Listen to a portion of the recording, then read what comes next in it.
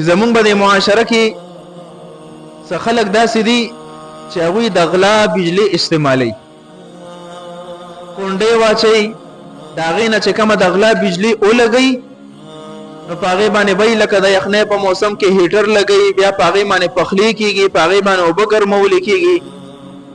د غلا په بجلی سره چې کومې اوبه ګرمې شوې په هغې باندې ته اودس کې غسل کې بیا په عبادات کې مونځ اودس کې، د دې څه حکم دی؟ د غلا بجلی دی لګولې ده، په هغې د خوراک سکاک تیار کو، پخلی دی پرې وکړو، نو د دغې پخلی د دغې خوراک سکاک حکم څه دی؟ چې دا مسله واضحه وي. څنګه چې د یو انسان شخصي املاک وي، شخصي ملک، هغه د هغې غلا کول ناجایز او حرام دي، دک شان د حکومت او د سرکاري ادارو چې کم املاک دي هغه د غلا په طریقې په خپل ملک راوستل، په خپل استعمال کې راوستل ناجایز او حرام دي. په دې وجه باندې کو یو انسان د کونډې په ذریعه سره یا په نورو ذرایعو سره د غلا بجلی استعمالوي او په دې باندې وایي دا کانا پینا کوي، اوبه په ګرمۍ اودس کوي، غسل په کوي، عبادات په کوي، نو چې دا مسله ذهن کې وي چې کانا پینا اگر چې حلال دي دې کې به حرمت ناراضي، کم پخلې په تاو کو خوړې شي، سکلې شي، غسل په وکړو داغې نه ګرمې شوی اوبدي اودس په وکړو، اودس هم صحیح دی، غسل هم صحیح دی، په دې د عباداتو کله عبادت هم صحیح دي، خو لیکن دا ټول سيزونه د کراهت نه خالی نه دي. دلته پکې د بنده حق واهل شوی دی. او زه خدا وایم کو یو انسان غلاو کی د یو شخصي سړی نه نو هغه ته واپسی مسانه ده، دغه نه معافي غوښتل مسان دي. خو چې کله ته د ریاست او د حکومت یو سرکاري اداره وي او دغه یو سیس ته د غلا په طریقې سره په خپل استعمال کې راولي نو بدی بجلی باندې د تمام انسانیت د تمام مسلمانانو حق دی. ته په ایمان وایا چې دغه ټولو مسلمانانو نه به معافي څنګه غواړي؟ د ټولو ته خپل حق واپس کې څنګه ناممکن ده. د دې وجه نه د دې استعمال ناجایز دی، حرام دی. بده معنی د هر مسلمان حق دی، هر څوک خپل حق نه معاف کوي. د حقوق الله د ادایګۍ د لپاره به حقوق العباد نه په عمل کې. احادیث مبارکو کې ډېر سخت وعیدات راغلي دي. نبی کریم صلی الله علیه وسلم او فرمایل الا لا يحل مال امرئ الا بطيب النفس منه. خبردار د یو مسلمان مال دراغه تا ته حلال ندی چې سو پوره د هغه د زړه رضامندیا پې نه چې بجلی دی دا پغلا استعمال کی او بل جزا ادا کوم، دا زه چرته برداشت کوم. دلته خلک هیله کوي چې حکومت ظالم دی، مونږ ته خپل حق نه راکوي، مونږ ته بدی طریقې خپل حق وصولو. دې ته وایي شیطانی وسوسه. ته د حکومت نه بدی طریقې څنګه حق وصولې؟ هغې له په ته زور ورکې؟ هغه یونټ چې کم تا د غلا په طریقې استعمال کړی دی هغه په نورو بلونو باندې تقسیم شو که نه؟ هغوی ته څه تکلیف دی؟ هغه د نورو نه وصولوي. تا خو د بنده حق ووهلو که نه؟ الله خو ولیدلې تا نه به د دغې بندګانو حقوق الله په قبر کې وصولیابي کوي، کو په دنیا کې د وصولیابي ونه کړه. او دې باندې دلیل دا دی والدلیل على عدم جواز سرقة الكهرباء القومية. قومي بجلی انسان په غلا طریقې سره استعمال کی دا ناجایز دی. ولی عدم جواز السرقة من بيت المال بغیر حق. یو انسان د بیت المال نه بغیر د اسلامی حق نه یو سیز په پټه باندې واخلي. څنګه چې الته د ټولو مسلمانانو په بیت المال باندې حق حاصل دی، دلته د بجلیم د ټولو مسلمانانو حق ده، کو په غلا طریقې سره حاصله سنگین جرم کې. ومن الغنیمه قبل ان تقسم. مال غنیمت جمع شوه د خلات تقسیم شوه نه دی او بیا د دین یو انسان بغیر د اجازت نه یو سیز واخلي، نو څنګه چې دا د لپاره ناجایز دی دک کشان د غلا بجلی استعمال ولم ناجایز دی. قرآن عظیم الشان کې الله فرمای ومن یغلل یأت بما غل یوم القیامه. چا چې خیانت کو غلا وکړه نو دک سیز به د قیامت په ورځ باندې دا په خپل ملا په خپل شا باندې بروړي. ثم توفى كل نفس ما كسبت وهم لا يظلمون. څنګه اعمال چې دنیا کې کړي دا کشان بدله به وته ملاويږي، پچا باندې به ظلم نکېږي. لفظ غلول پکې ذکر شو. غلول ویل کېږي خیانت کول، غلا کول. خصوصا غلول هغه ځای کې استعماليږي دا ټکی کله چې د مال غنیمت نه غلا وشي. مال غنیمت کې د تمام مجاهدینو حق پروت دی. څنګه د تقسیم نه مخکې تاشیز واغستو. علما فرمایي دلته څنګه چې د مال غنیمت نه تقسیم نه مخکې سیز نشي اغسته، د کشان بجلی هم دا د تمام مسلمانانو متفقن علیه امانت ته. نو چې اخلیم نو به د پیسو په ذریعہ سره به اخلي، د غلا په ذریعہ سره نه. چا چې استعمال کړي نمبر 1 دا با ټوله اندازه ولګي چې د تدا علم وشي او ما مثلا دومره یونټ استعمال کړی دي، اکمره یونټ دا غي مالیت په ادا کی ذمہ به ال فارغيږي.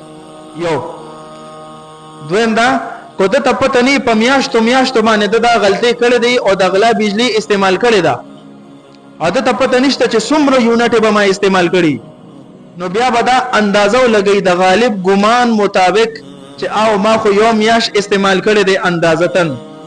دروازه به ما 3 غنټې د غلا بجلی استعمالولا، د 3 غنټو کې مثلا لس یونټ راځي، د لس یونټو 1000 روپے شوي. اوس به د میاشتې په اعتبار سره دا حساب ولګي، اب کومره پیسې به وي د بل چې کم ځای کې ادا کوي دا پیسې به جمع کی، نه ال به د ذمہ فارغيږي. ورنه دی آیات کې اوس غور وکا. امام قرطبي رحمه الله د ابو داود په حواله لیکلي دي کان رسول الله صلی الله علیه وسلم اذا اصاب غنیمه، په یو غزوه کې نبی علیہ السلام ته غنیمت ډیر شی ملو شو.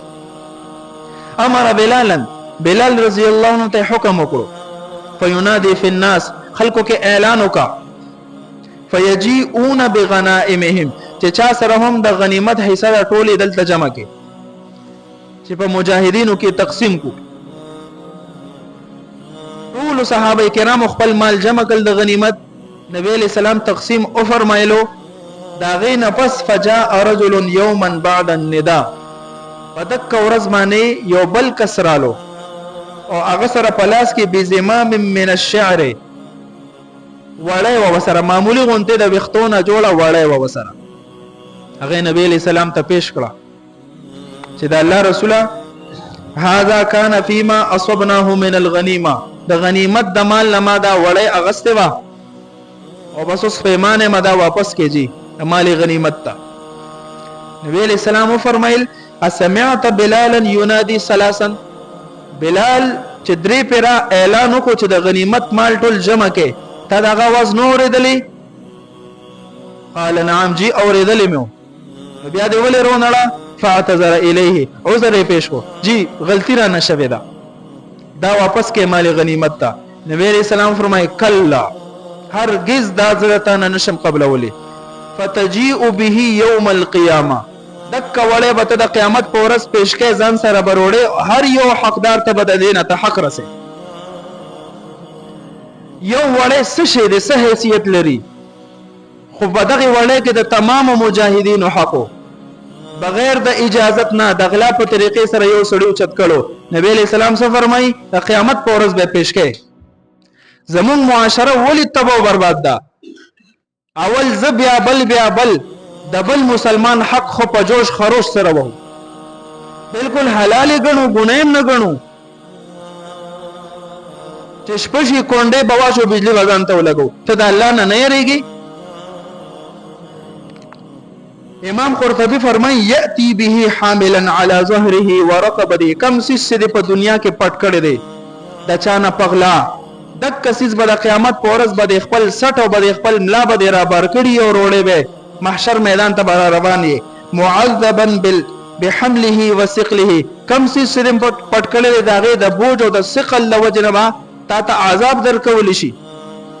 او بل وموبخا باظهار خيانته على رؤوس الاشهاد، او فرشتي به پیدا زور کوي چې شابه اوکا اعلان د خلکو وړاندې چې ما په دنیا کې دا غلا کړې و، دا سیس می پټ کړو، شابه اعلان وکا امتا باندې به اعلان کوي چې شابه وایي چې زه غلو ما، څومره د شرم خبره به تمام انسانیت په موجود وي او ما په دنیا کې د 50 روپو سیس پټ کړی دی 50 روپے څه شي دی 100 روپے څه شي دی چې ستا په آخرت او قبر ته برباد شي عقلمن سړی به ان شاء الله د سونه کی کروڑونو روپے کو د په ذمہ ادا به کی خپل آخرت په د پیسو د دنیا د لپاره برباد نکي امام قرطبي لیکلی دی د سره به د معاملې کیږي چې په دنیا کې کم سیس په کومه طریقه پټ کړي دی په اک طریقه بدل عذاب ورکول کیږي حکم به وشي انزل د جهنم په اخیری ته کې باغ سیس پروتي ورکوش را واخلا دا به ورکوشي په تکلیفونو بزان ته ته ورسي التن بیروالي او د جهنم د ته نه بیا په تکلیفونو ځان برا حتی ورسي علی باب جهنم د جهنم دروازې ته براشي چې ادایګي کوي فسقط عنه بیا بتی لړشي الى اسفل جهنم د جهنم تحت بتی بیا لړشي بیا به حکم وشي چې ورشه واپسې پوالو والو بیلېږي